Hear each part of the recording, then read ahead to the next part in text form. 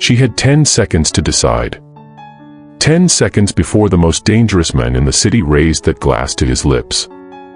10 seconds to either look away and let it happen, or do something so stupid, so reckless, so terrifyingly brave that it would change both their lives forever. She chose to act. And what happened next, you are not ready for. My name doesn't matter. What matters is the story I'm about to tell you, because this one is different.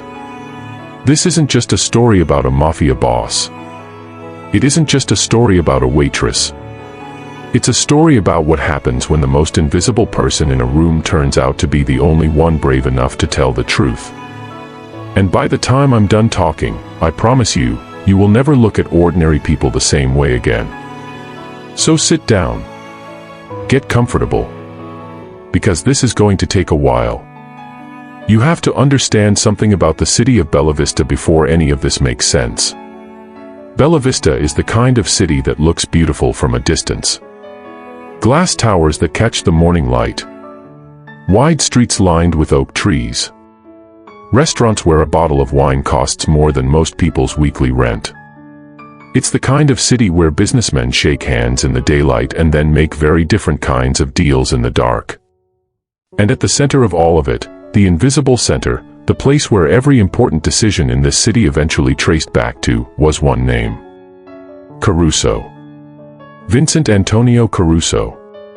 If you ask the people who work in City Hall, Vincent Caruso is a real estate developer.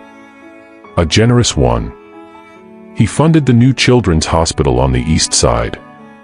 He renovated the old library.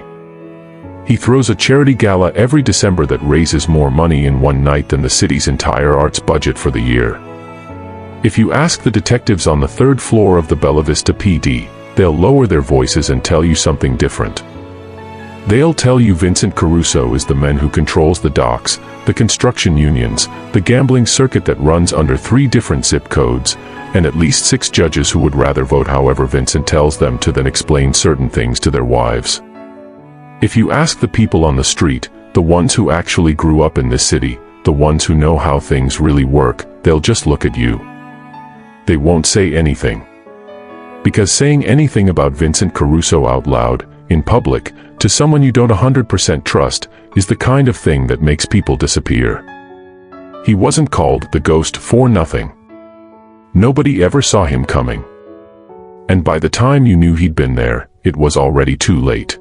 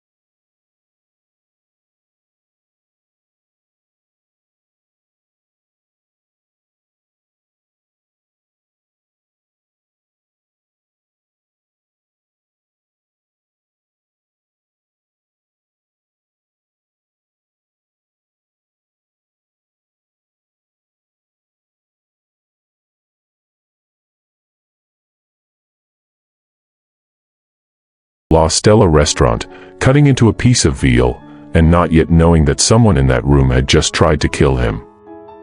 La Stella was the kind of place where you needed a reservation 6 weeks in advance just for a table near the kitchen.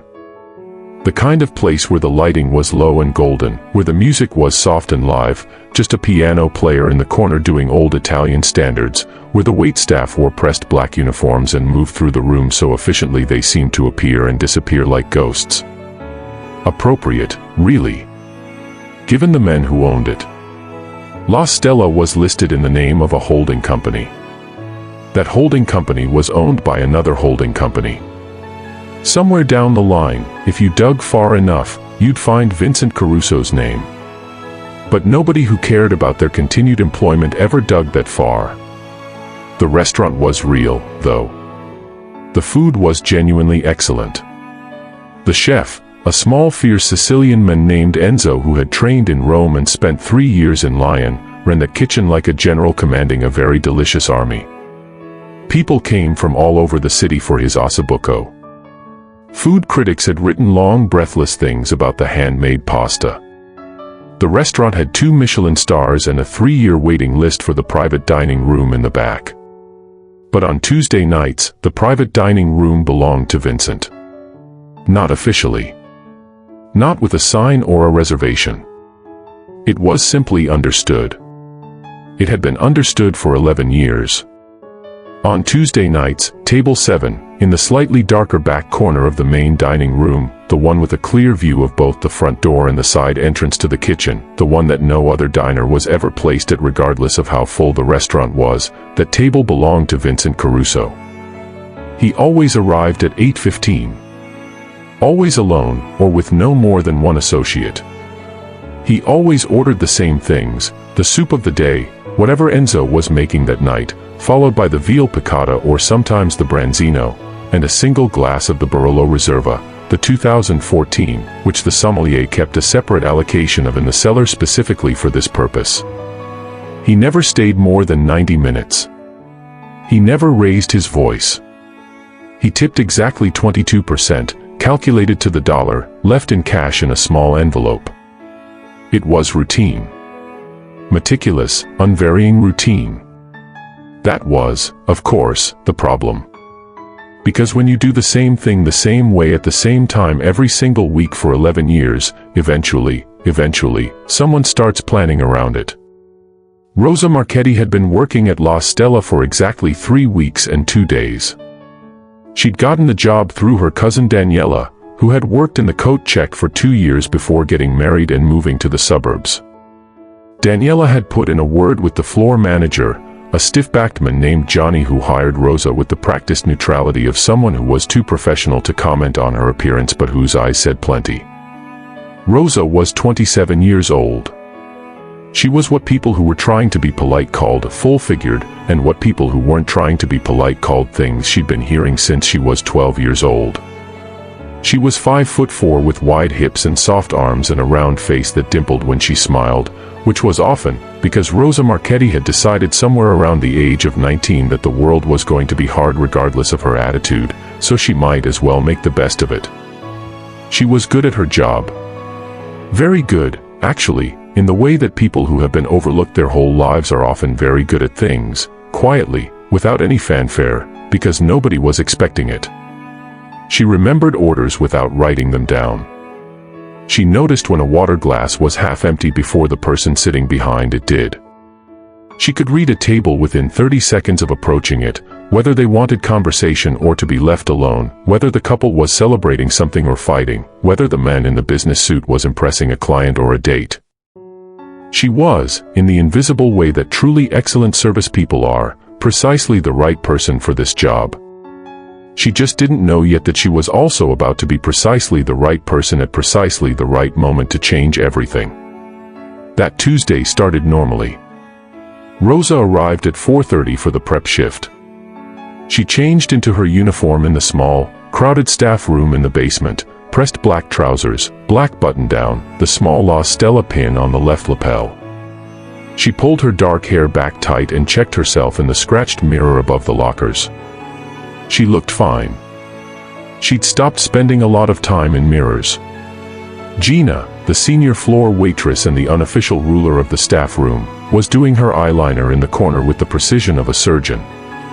Gina was 41 and had worked at La Stella for 9 years, and she carried herself with the specific authority of a woman who knows exactly where every body is buried, figuratively and, some people whispered, possibly literally.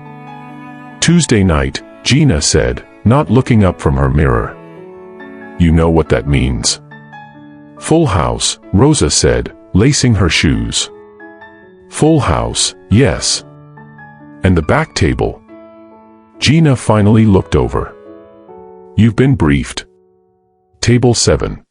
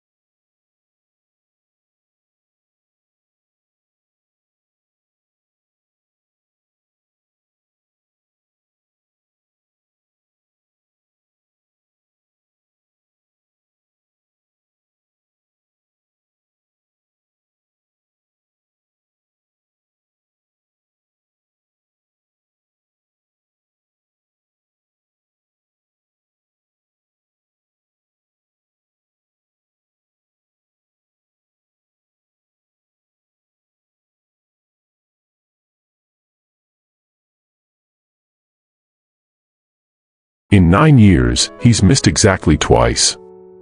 Once when his father died. Once for, she paused, something passing behind her eyes. Once for personal reasons. Rosa wanted to ask what those personal reasons were. She didn't. She would find out soon enough. The dinner service began at 6. By 7:30, La Stella was full, every table occupied, the soft piano music threading through the low murmur of conversations, the smell of Enzo's kitchen drifting out in waves that made you slightly desperate no matter how recently you'd eaten. Rosa worked her section with steady efficiency, a party of 4 celebrating an anniversary, 2 couples who'd clearly come here to impress each other, a solo businessman who spent the whole meal on his phone. She refilled glasses, brought bread, described the specials, checked on dessert, collected plates. She moved through the room like water, smooth and unobtrusive, exactly the way Johnny had trained her. At 8:12, she heard the slight shift in the room. It was subtle, not louder, actually quieter. Like when a storm front rolls in and the birds stop singing 3 minutes before the rain starts. Just a slight, almost imperceptible tension. The piano player didn't falter, but his eyes flicked toward the front door. The bartender straightened. One of the busboys slipped out of the room entirely. Rosa looked toward the entrance. Vincent Caruso had arrived. He came in with one other man, broad-shouldered, late 50s, with silver hair and the kind of face that had been handsome 20 years ago and was now just commanding. Rosa would learn his name later. Tommy Ricci. Vincent's consigliere. His oldest friend. The man who had been at his side for 23 years through everything, through the rise, through the blood, through the grief. The men Vincent trusted more than anyone alive. But right now, Rosa just saw 2 well-dressed men walking through the restaurant like they owned it. Which, of course, they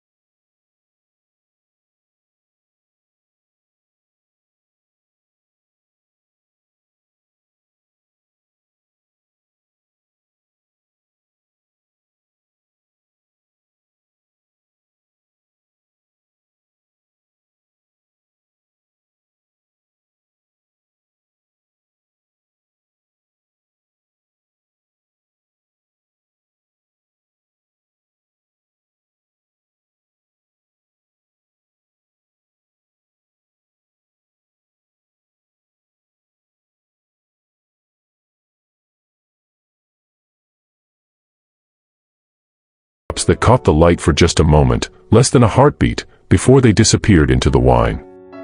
Then the glass went onto the tray. The men turned and walked calmly toward the kitchen. Rosa stopped walking. She stood there in the middle of the restaurant floor with a bread basket in her hands, and she felt the blood drain completely out of her face. Because she knew immediately, in the way that you sometimes know things in your bones before your brain has caught up, that the glass on that tray was going to table 7. That it was going to Vincent Caruso. She stood there for 5 full seconds. She thought about what she knew. She thought about what Gina had told her. She thought about the stories she'd heard, all her life, about what happened to people who involved themselves in the business of Vincent Caruso. She thought about her brother Luca, who was already in enough trouble. She thought about her own life, which was small and quiet and not particularly remarkable but was hers, and she very much preferred to keep it. She thought, this is none of my business. She thought, I am nobody. I am a waitress. I am a woman that most rooms don't notice. She thought, look away. She thought all of that in 5 seconds.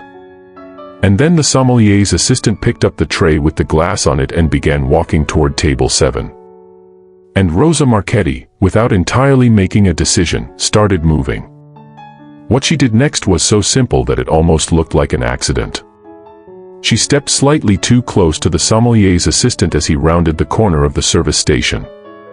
She was carrying the bread basket in one hand, and in the other, she didn't even know she was going to do it until she did it. She picked up a fresh glass from the clean rack beside the station. Clean. Untouched. Just a glass. The assistant was young, newer than even Rosa. He was watching where he was going, being careful with the tray. He didn't see her hand slip the glass from the tray and replace it with the clean one. He didn't see the poisoned glass disappear behind the bread basket. Nobody saw it. Nobody except the men at table 7. The wine was poured. Rosa drifted away. She set the bread basket down on the wrong table by mistake, the first genuine mistake she'd made in 3 weeks of service, and apologized with a flustered smile and moved it to the right one, and by the time she looked up again she was on the other side of the room. Her hands were shaking. She could feel the glass pressed against her palm, cold, the wine still in it. She slipped into the staff alcove near the back hallway, set it down on the shelf behind a row of to-go containers where nobody would see it, and stood there trying to breathe normally. She had no plan. She had done something impulsive and terrifying and probably the most dangerous thing she'd ever done in her life, and she had no plan. What she didn't know, what she couldn't have known, standing in that alcove willing her heartbeat to slow down, was that at table 7, a man with eyes like old copper had watched every single second of it. Vincent Caruso noticed things. This was not merely a skill. It was the thing that had kept him alive for 43 years in a world where carelessness was fatal and trust was a currency you spent very, very carefully. He noticed things the way other people breathed, without effort, without intention, constantly. He had noticed the men at the wine station the moment he came in. He hadn't shown it. He never showed anything. But the moment he settled into his chair at table 7, he'd clocked every person in his field of vision with the automatic efficiency of a man who had been doing exactly this since his early 20s. The bartender, known face, 13 years of Tuesday nights. The piano player, different from last week, but Johnny had told him in advance. The floor staff, Gina, familiar. 3 others he recognized. 1 he didn't. The men at the wine station. Wrong posture. Too casual in a room where everyone was trained to move with purpose. And the hands were moving wrong. Too deliberate. Too quick to go still. Vincent had watched, over Tommy's shoulder, without moving his eyes from Tommy's face. He'd kept his expression exactly the same, listening, nodding slightly at whatever Tommy was saying about the doc's situation. And he'd watched the new waitress notice too. That had surprised him. Not that there was someone in the room trying to kill him, that, frankly, was more of a Tuesday than he'd like to admit. What surprised him was her. The waitress. The round-faced woman with her hair pulled back tight, who he'd noticed when she carried a bread basket across the room because she moved with a kind of quiet alertness that caught his eye. He'd noted her the way he noted anything anomalous, just filed it away. And then he'd watched her see it. Watched the blood leave her face. Watched her stand absolutely still for 5 seconds in a way that would have looked to anyone else like she was just pausing, collecting herself, deciding where to go next. He'd watched her walk to the wine station. He'd watched her hand. The switch took less than 2 seconds. Clean. Smooth. Confident for someone who was clearly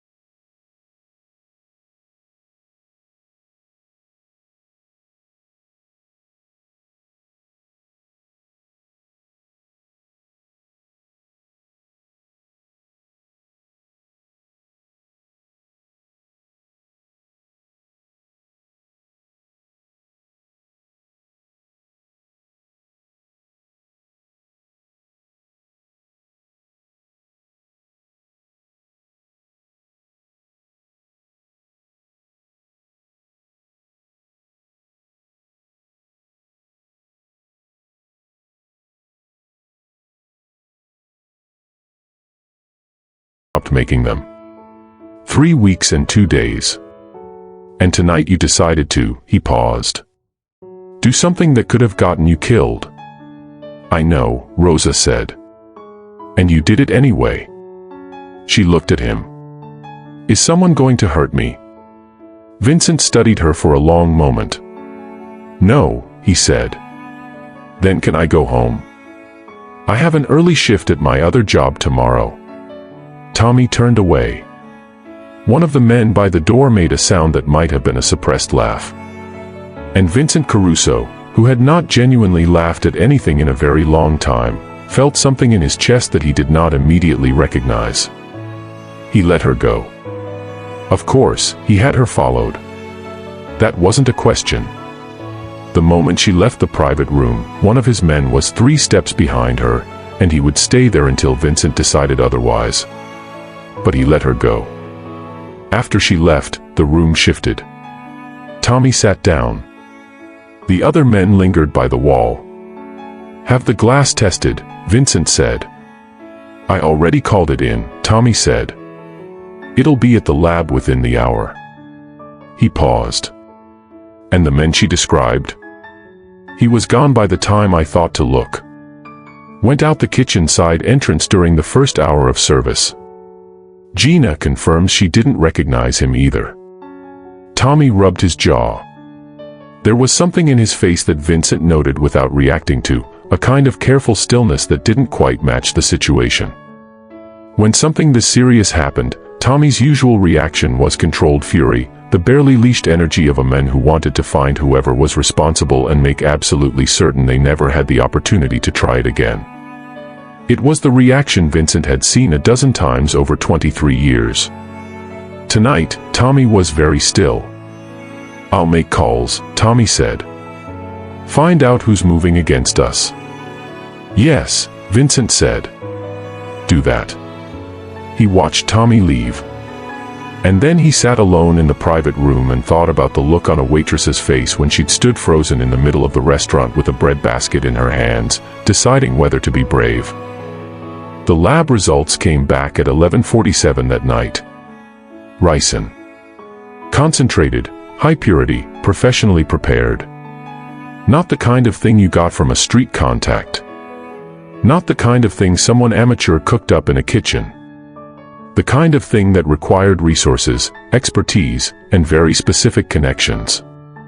Vincent read the report 3 times.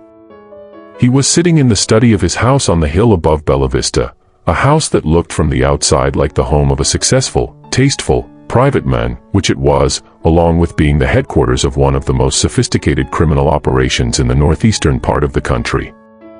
He set the report down. Someone with serious resources had tried to kill him tonight. Someone who knew his routine. His glass. His table. The specific bottle of wine the sommelier kept for him. This wasn't an opportunistic attempt. This was planned in detail, over time, by someone who had access to that level of information. Which meant someone inside. Or someone very close to inside. Vincent stood up and walked to the window. The city was spread out below him, lit up against the October dark, beautiful and treacherous in equal measure, the way he'd always known it to be. He thought about who knew his Tuesday night routine. It was a shorter list than you might think. He'd spent years making sure of that. His routine was known to Tommy, who organized it. To Johnny, who managed the restaurant. To his driver. To his household staff. To perhaps 3 other people within his organization who had operational need to know his movements. That was it. He thought about the stillness in Tommy's face. And he felt something that he had trained himself not to feel for a very long time. Not fear. Not anger. Grief. Because if it was Tommy, and Vincent Caruso had survived this long by trusting his instincts even when every other part of him was begging him to trust a different answer, if it was Tommy, then nothing he thought he understood about the last 23 years was what he believed it to be. And the grief of that was so vast that he could feel it pressing against the edges of his chest like something trying to get out. He picked up his phone. He did not call Tommy. He called a man named Dario instead. A man who owed Vincent more than money. A man who was meticulous, discreet, and utterly loyal in the specific way that people who have been saved from destruction are loyal, with the bone-deep gratitude of someone who knows exactly what their life is worth and who to thank for still having it. "I need everything," Vincent said. Quietly. "Starting from 6 months ago." "Who?" Dario asked. Vincent said the name. The silence on the other end of the line lasted exactly 3 seconds. "I'll call you in 48 hours, Dario said. Vincent hung up. He went back to the window. He thought about a woman sitting across a dark table with her hands folded and her chin up and her voice slightly cracking, saying, "I didn't want to watch someone die." He hadn't thought about someone saying something like that to him in a very long time. He hadn't thought about a lot of things in a very long time. Outside, Bella Vista glittered. Inside, Vincent Caruso stood at his window and allowed himself, for exactly 90 seconds, to feel something. Then he put it away, the way he put everything away. And he started planning. Rosa didn't sleep that night. She lay in her small apartment, third floor of a building on Crestwood Avenue, the kind of building where the heating was inconsistent and the neighbors were nice enough and the rent was high enough to make her second job at the dry cleaners on Thursday mornings necessary, and she stared at the ceiling and thought about what she'd done. In the daylight version of it, the rational version, what she'd done was report a potential crime. She'd seen something dangerous and she'd acted to prevent it. She'd been interviewed and let go. That was that. In the 3 in the morning version, the version that kept visiting her as she tried to close her eyes, it went differently. In the 3 in the morning version, she replayed the look on the faces of the men in that back room. The way Tommy Ricci had looked at her.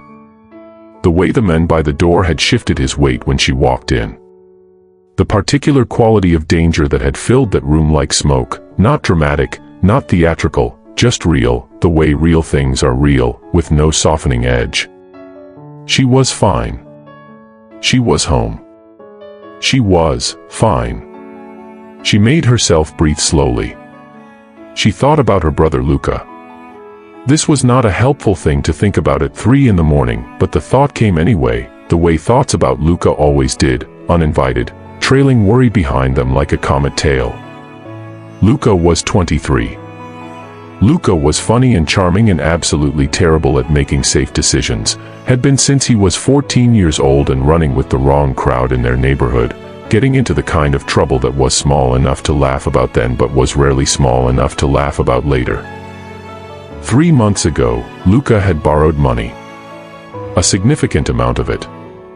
From people who charged interest in ways that banks did not, and who expressed their displeasure at non-payment in ways that banks also did not. Rosa knew who the money came from. She didn't know the full name, but the face and the reputation, that she knew. Sal Benedetti. The name sat in her stomach like a stone. She told herself it wasn't connected. It couldn't be connected. Luca was just a stupid kid who'd borrowed money from the wrong person.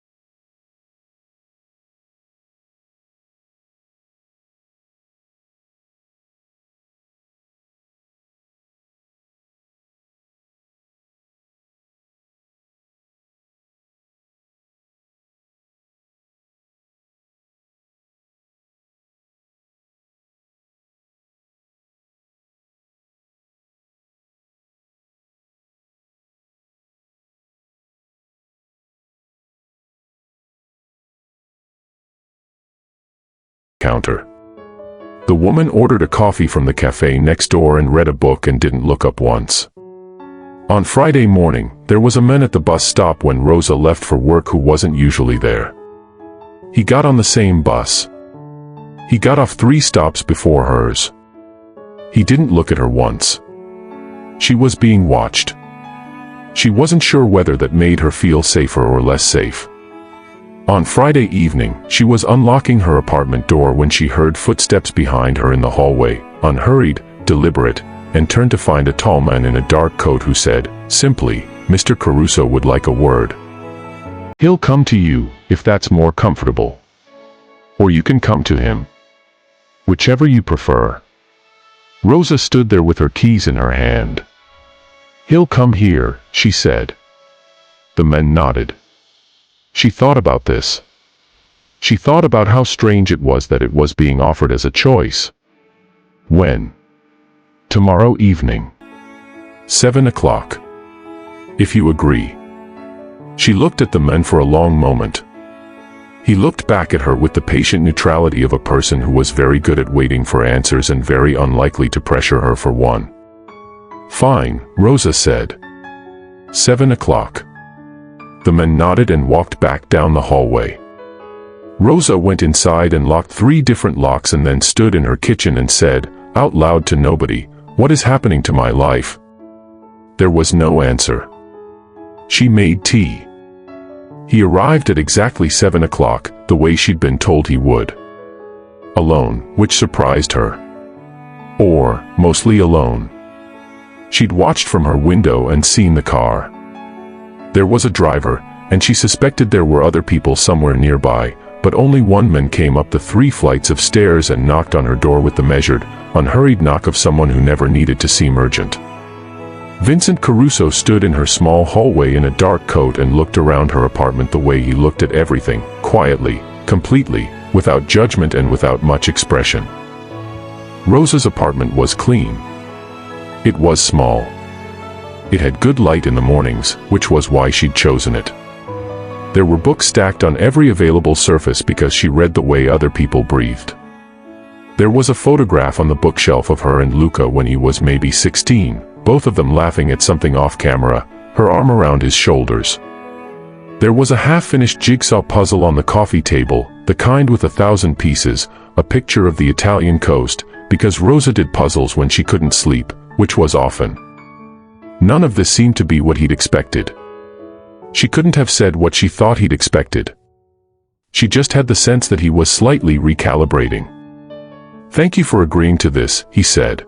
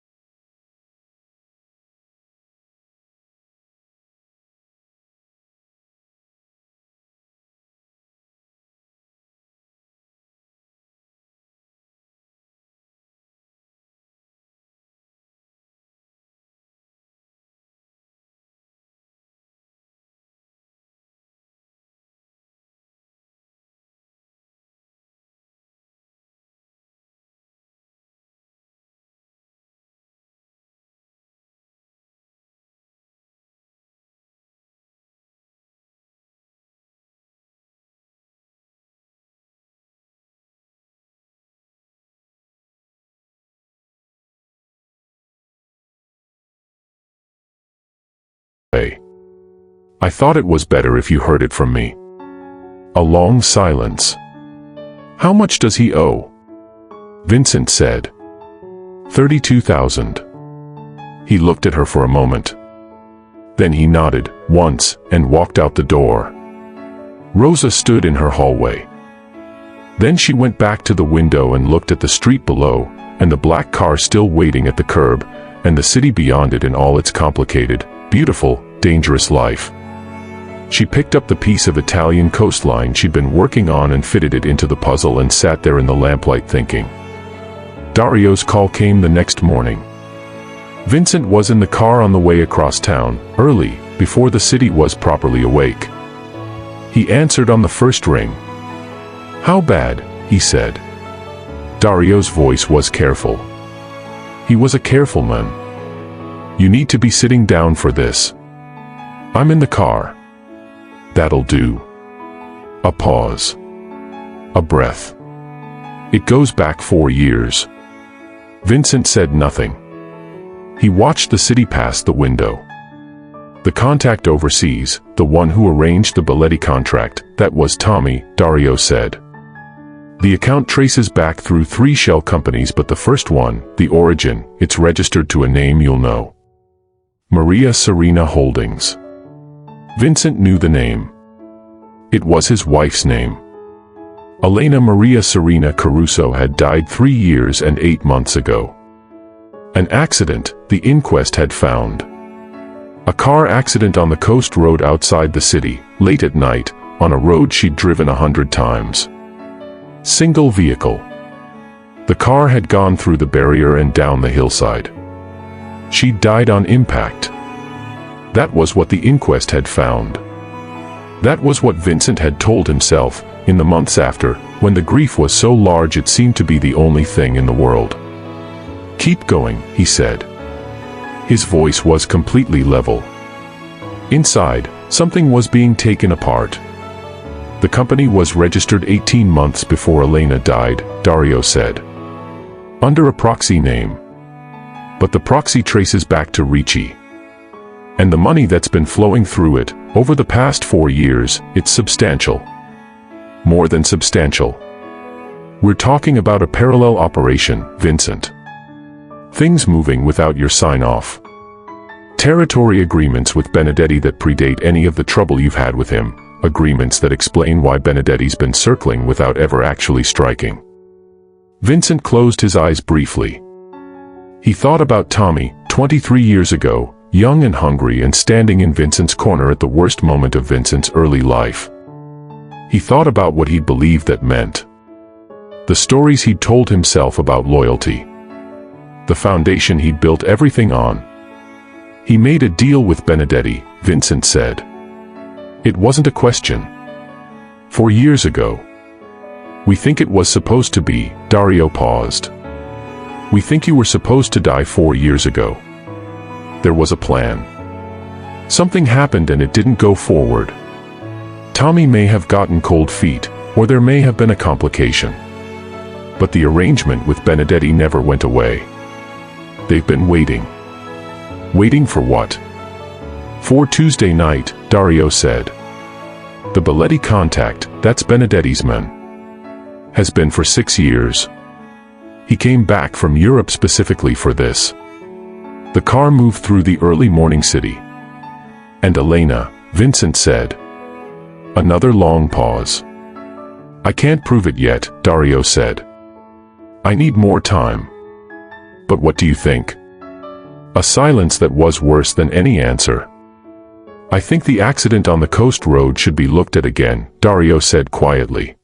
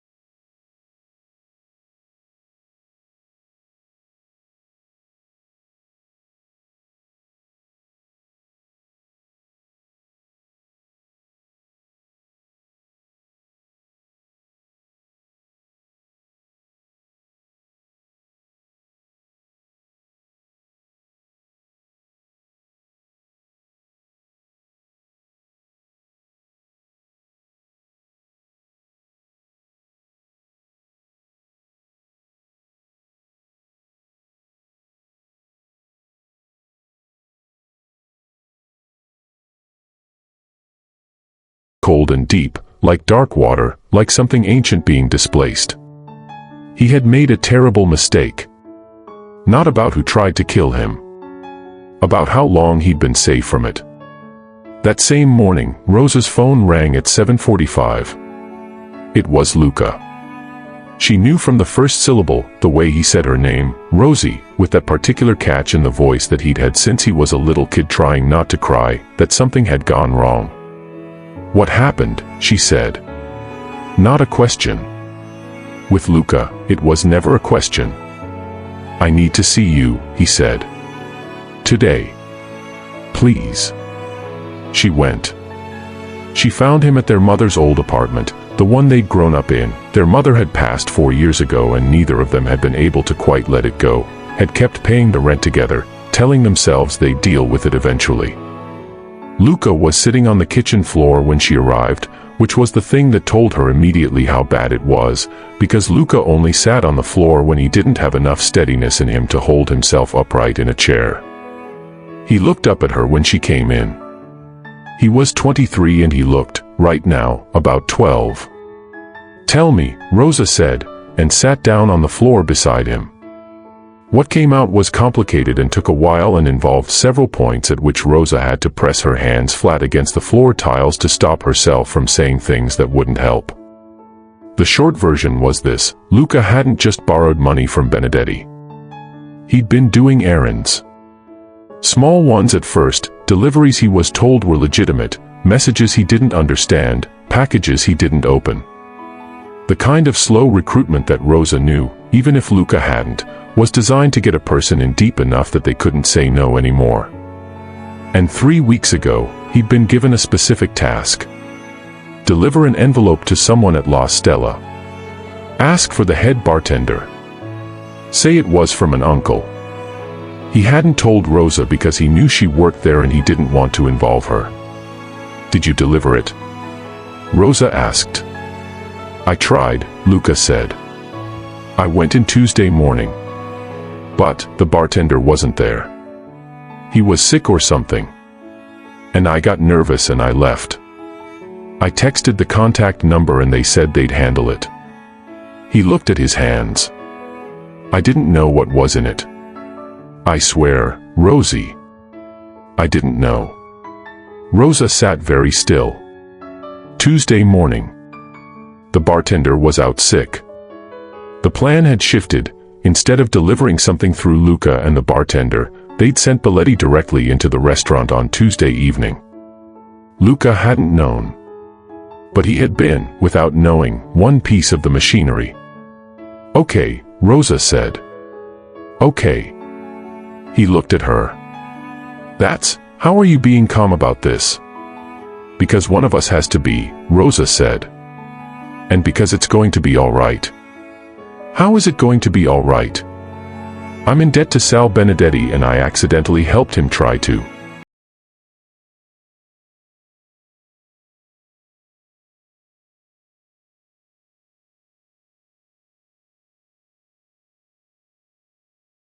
"Listen to me. I need you to do exactly what I say. Don't contact Benedetti or any of his people.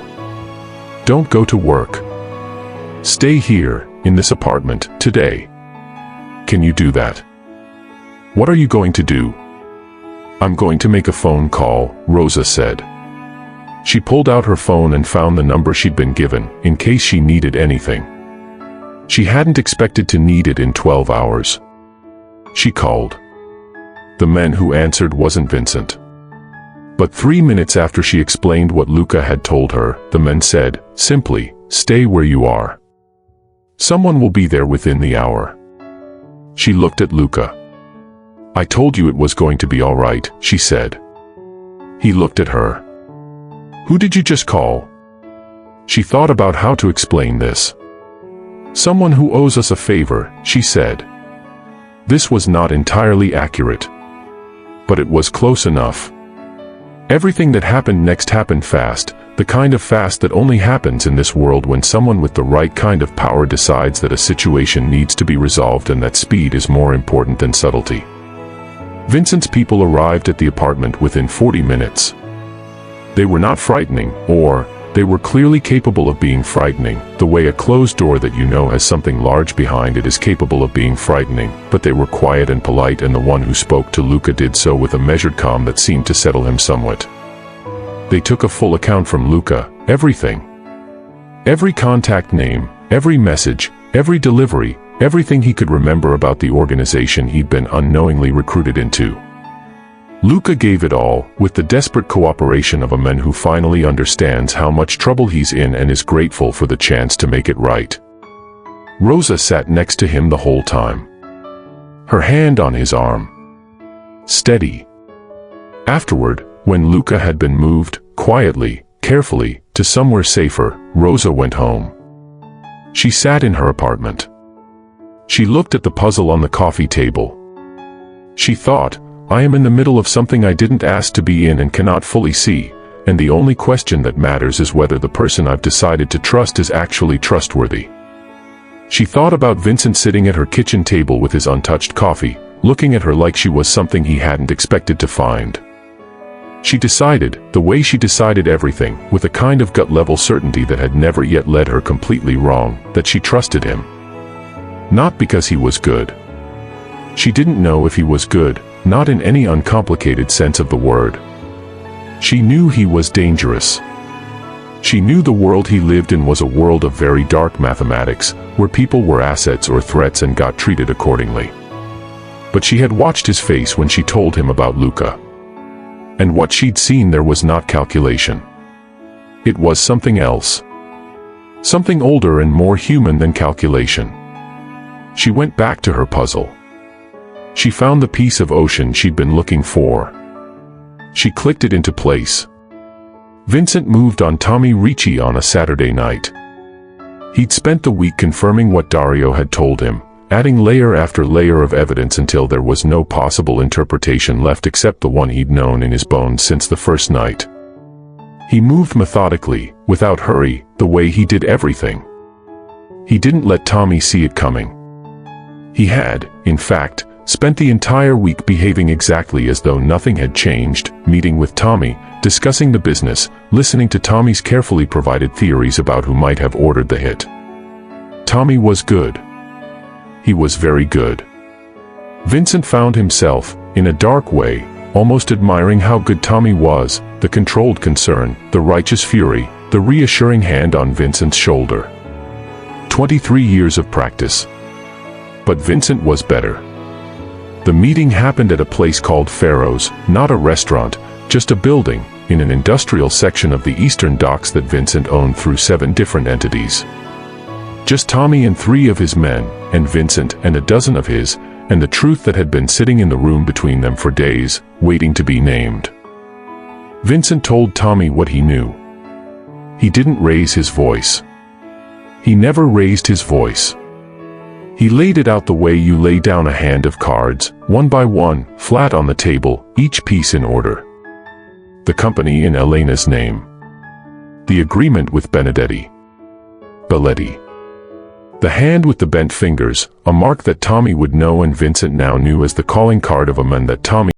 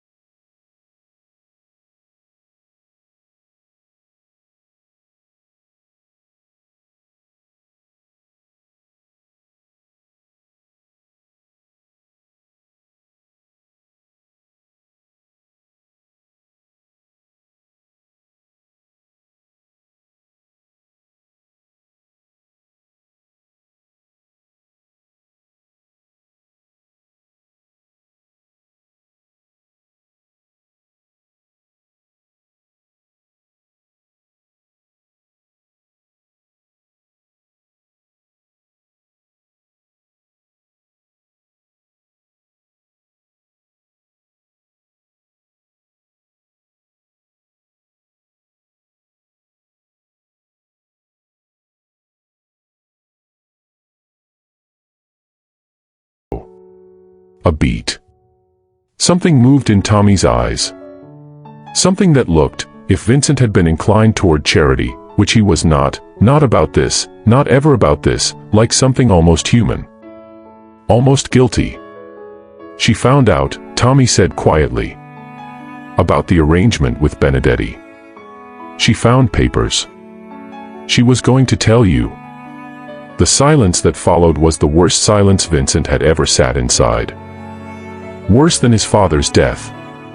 Worse than his own darkest nights. Worse than anything, because it was the silence that came after understanding something that you could never ununderstand, that rearranged the entire past into a different shape than the one you'd been living in. She was going to tell me, Vincent said. Vincent. She was going to tell me, he said again. Quietly. Absolutely. And you had her killed. Tommy opened his mouth. Don't, Vincent said. Don't say anything else. He stood up. He looked at the men who had been his oldest friend for 23 years. He felt the grief and the rage and the thing beyond both of them, the vast, cold comprehension of a man who has been living inside a lie and is only now seeing the walls. Take him, he said to the men beside him. He walked out of the building. He stood on the dock in the cold October night and looked at the black water and breathed. He had won. He had survived. And he had never felt less like someone who had won anything in his entire life. 3 things happened in the week after that. The first was that Sal Benedetti, whose agreement with Tommy was now void and whose position in the city became, overnight, without any visible event, distinctly more precarious, got a visit from 2 men who spoke to him in his own office and explained the new landscape with the kind of quiet clarity that precluded argument. Benedetti was not a stupid man. He understood what was being communicated. He agreed, with the cooperative enthusiasm of someone who very much wants to continue being alive, to a new set of terms. Luca's debt was resolved. Not forgiven, that would have sent the wrong message to too many people, but restructured, transferred, reassigned to a set of obligations that would be manageable and that kept Luca, firmly and very clearly, out of any further involvement with the wrong people. One of Vincent's people had a quiet conversation with Luca that Rosa was told about but not present for, and she gathered from Luca's demeanor afterward that the conversation had made a significant impression. I'm not going to do anything stupid again, Luca told her when she called him afterward. I know, Rosa said. I mean it this time. I know, Rosa said again. I know you do. She believed him. She also believed that it was easier to mean it when the alternative had been made very clear. The second thing that happened was that Vincent made some arrangements. Arrangements regarding the reopening of certain questions about a car accident on a coast road 3 years and 8 months ago. These arrangements were quiet and moved through the right channels and would take time, months, possibly, but they were set in motion, and once Vincent Caruso set something in motion it tended to keep going until it reached its conclusion. He didn't speak about this to anyone. He didn't need to. He just did it, the way he did everything that mattered to him, alone, methodically, with the patience of a man who understands that truth is not always fast but is almost always, eventually, inevitable. The third thing that happened was that Rosa Marchetti arrived at La Stella on a Tuesday evening. Not for work.